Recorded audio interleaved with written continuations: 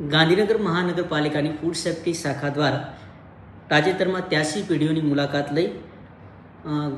Food safety ઓફિસરની team દ્વારા અને food safety અનુવાન દ્વારા મુલાકાત લઈ food safety and standard act 2006 હેઠળની કાર્યવાહી કરવામાં આવેલી છે, જેમાં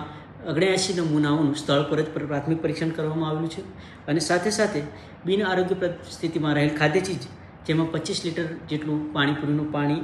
8 કિલો જેવો માવો અને બ્રેડ પાઉના 6 પેકેટ જેવાનો સ્થળ પર જ નાશ કરવામાં આવેલ છે। સાથે સાથે ખાસ કરીને ગચાર ગાર્ડન વિસ્તારમાં 20 પેઢીઓની તપાસ કરવામાં આવેલી હતી અને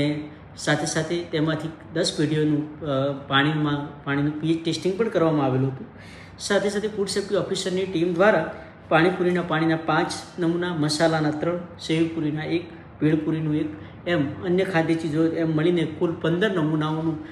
નમૂનાઓ લેવામાં આવેલા છે, જેને લેબોરેટરીમાં પૃથ્થકરણ વાસ્તે મોકલી આપવામાં આવેલા છે, જેના પૃથ્થકરણ અહેવાલ આવેથી આગળની કાયદેસરની કાર્યવાહી કરવામાં આવશે। સાથે સાથે ફૂડ બિઝનેસ ઓપરેટરો કે જે ખાણીપીણી લારીઓ અને અન્ય પેઢીઓ જે હતી એમની તપાસ દરમિયાન તે લોકોને ન્યૂઝપેપરનો ઉપયોગ ન કરવા,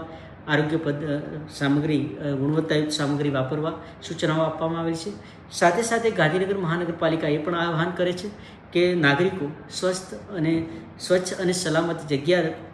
એ જ ખોરાક લેવાનો આગ્રહ રાખે અને ફૂડ સેફ્ટી બાબતેની કોઈ ફરિયાદ હોય તો ગાંધીનગર મહાનગરપાલિકાનો હેલ્પ ડેસ્કનો કોન્ટેક્ટ કરે। Food safety and standard authority of ઇન્ડિયાની વેબસાઇટ અને ફૂડ સેફ્ટી કનેક્ટ એપ એના પર પણ ફરિયાદ નોંધાવી શકે છે। માનનીય commissioner of food safety, food and drugs Gujarat રાજ્ય ગાંધીનગર તથા માનનીય મ્યુનિસિપલ કમિશનર શ્રી ગાંધીનગર મહાનગરપાલિકાના